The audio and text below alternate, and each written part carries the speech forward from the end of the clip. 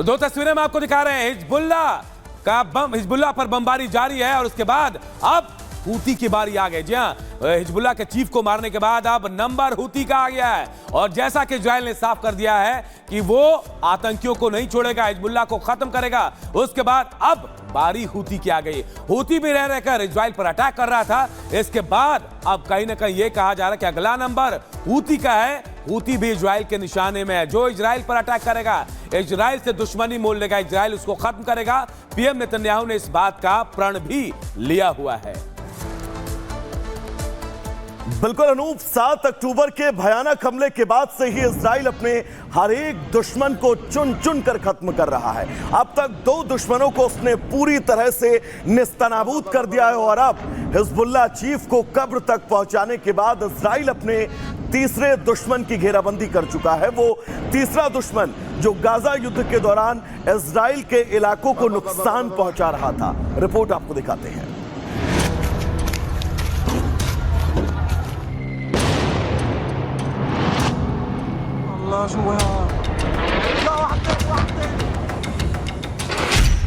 Middle east में Israel का भीषण प्रहार।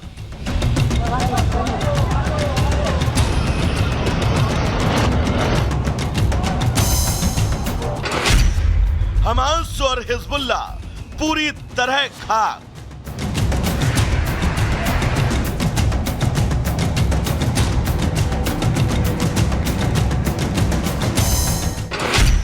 अब अगले दुश्मन के खात्मे की तैयारी। अल्लाहु अकबर।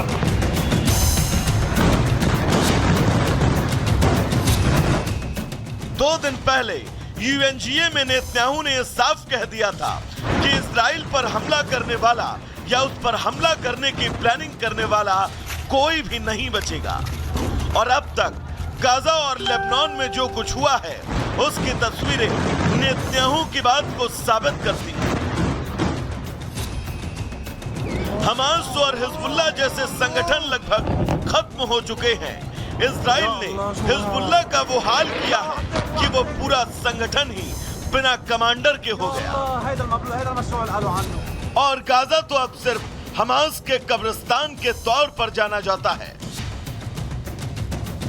इन दो के अंत की कहानी लिखने के बाद अब मिडिल ईस्ट में इजराइल तबाही का एक और अध्याय लिखने की तैयारी में है।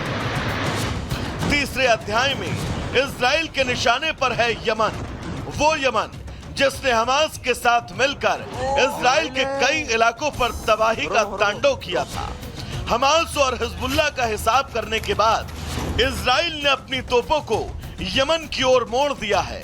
रविवार को यमन के कुछ इलाकों में इजरायली बमों की बारिश भी हुई। हैरानी की बात तो यह है कि हसन नसरल्लाह की मौत के ठीक एक दिन बाद रविवार को इजराइल ने यमन के बंदरगाह पर जबरदस्त एयर स्ट्राइक की। यही नहीं, जिस इलाके में इजराइल ने धमाके किए वो इलाका इजराइल की राजधानी तेल अवीव से 1800 किलोमीटर दूर है। इन हमलों में सैकड़ों की संख्या में हूती विद्रोही घायल हुए हैं। पिछले कई साल से हूती विद्रोही के कब्जे में हैं। हूती विद्रोही इस बंदरगाह का इस्तेमाल ईरान से हथियारों की तस्करी में करते हैं। इजराइल ने यह हवाई हमला हूती विद्रोहियों के हालिया ड्रोन और मिसाइल हमलों के बाद किया। यमन को दहलाने की जो तस्वीरें दिखाई दे रही हैं, उससे तो कम से कम यही लग रहा है कि ये हमला आने वाले तूफान की छोटी सी आहट है। लेकिन आने वाला तूफान कितना भयानक होगा ये कहना फिलहाल मुश्किल है। ब्यूरो रिपोर्ट और रिपब्लिक भारत।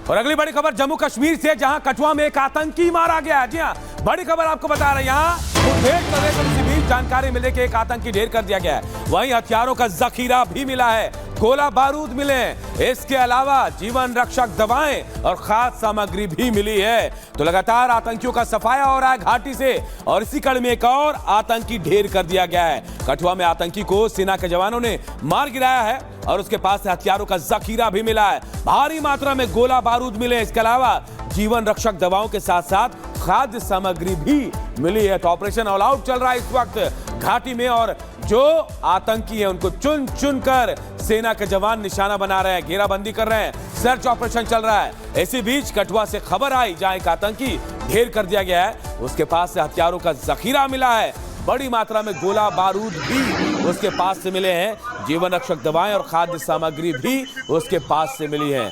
लगातार इस पूरे इलाके में सर्च ऑपरेशन चल रहा है और इसी के तहत ये कार्रवाई की गई है। ऑपरेशन ऑल आउट पूरे घाटी में चला जा रहा है। आतंकियों का सफाया करने के लिए सेना मुस्तैद है और एक एक करके तमाम आतंकियों को निशाना बना रही है सेना।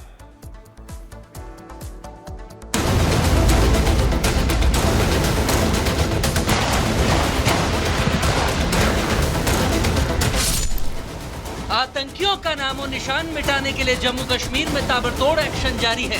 आतंकियों के सफाई के लिए खूंखार कमांडो की खास फौज घाटी में उतर गई है। ये जंगल, पहाड़ और गुफाओं में घुस-घुस आतंकियों का सफाया कर रही है। अमन और चैन के खिलाफ उठते आतंकियों के मंसूबों को ध्वस्त करने के लिए सेना के जवान चप्पे चप्पे पर मुस्तैद हैं। कठुआ और राजौरी की ये दो तस्वीरें बताने के लिए काफी हैं कि घाटी में अब आतंक का नामो निशान नहीं बचेगा। राजौरी में पहाड़ी इलाके में छिपे आतंकियों को सेना ने चारों ओर से घेर लिया। लश्कर के 2 से 3 आतंकियों के घिरे होने की आशंका जताई जा रही है। वहीं कठुआ में भी पिछले 24 घंटों से लगातार एनकाउंटर जारी है। सुरक्षा बलों ने मुठभेड़ में एक दहशतगर्द को ढेर कर दिया है। इस ऑपरेशन में जम्मू कश्मीर पुलिस के एक जवान शहीद हो गए। आतंकवादियों के इस इलाके में होने की हमें सूचना मिली थी कल, और इसके बाद एक ऑपरेशन सिक्योरिटी फोर्सेस के साथ लॉन्च किया गया इस इलाके में। जो ये विलेज कोग है, ये थाना बिलावर क्षेत्र में आता है, और हमने इसका कॉर्डन ले किया था। और इसमें जो एक्सचेंज ऑफ फायर हुआ है उसमें हेड कांस्टेबल बशीर अहमद की शहादत हुई है, और हमारे एक डीवाईएसपी और हमारे एएसआई नियाज को इंजरी हुई है, जो कि स्टेबल है। और अभी ये पूरे इलाके को कॉर्डन में लिया गया और सर्च अभी जारी है। पिछले 24 घंटों में 3 दहशतगर्द ढेर हो चुके हैं। मतलब चुन चुन कर जम्मू कश्मीर में आतंक का सफाया हो रहा है। विकास और अमन पर नापाक हमले की हर कोशिश को देश के जवान मुंहतोड़ जवाब दे रहे हैं। घाटी में सेना और पैरामिलिट्री फोर्स की मुस्तैदी से आतंकी खौफजदा हैं। आतंकी बचने के लिए लगातार अपनी लोकेशन बदल रहे हैं, लेकिन सेना ने आतंकियों को जहन्नुम पहुंचाने के लिए पूरा प्लान तैयार कर रखा है। कठुआ और कुलगाम में मारे गए आतंकी दहशत फैलाने के लिए हथियारों का जखीरा और खाने पीने का सामान भी अपने साथ लाए थे। आतंकियों के पास से under barrel grenade launcher, M4 rifle magazine और गोला बारूद बरामद किया गया है। साथ ही जीवन रक्षक दवाएं और खाद्य सामग्री के साथ ही कपड़े भी आतंकी अपने साथ लेकर आए थे। घाटी में दहशत फैलाने उतरे आतंकियों की लाश को उठाने वाला कोई नहीं है, और देश की हिफाजत में अपनी जान की कुर्बानी देने वाले शहीद जवानों को देश सलाम करता है। कठुआ में आतंकियों से लोहा लेते हुए वीरगति को प्राप्त हुए जम्मू कश्मीर पुलिस के हेड कांस्टेबल बशीर अहमद को सर्वोच्च सम्मान से अंतिम विदाई दी गई। एक घर में थे ये, और उस घर की हमें जब सूचना आई तो उसके बाद इमीडिएटली यहाँ उस इलाके में ऑपरेशन लॉन्च किया गया। और जब एक्सचेंज ऑफ फायर हुआ तो उसमें हमारे हेड कांस्टेबल बशीर की शहादत हुई।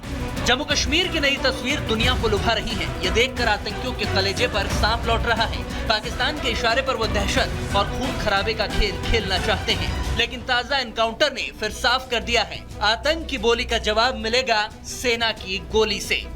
Bureau report, Republic Bharat.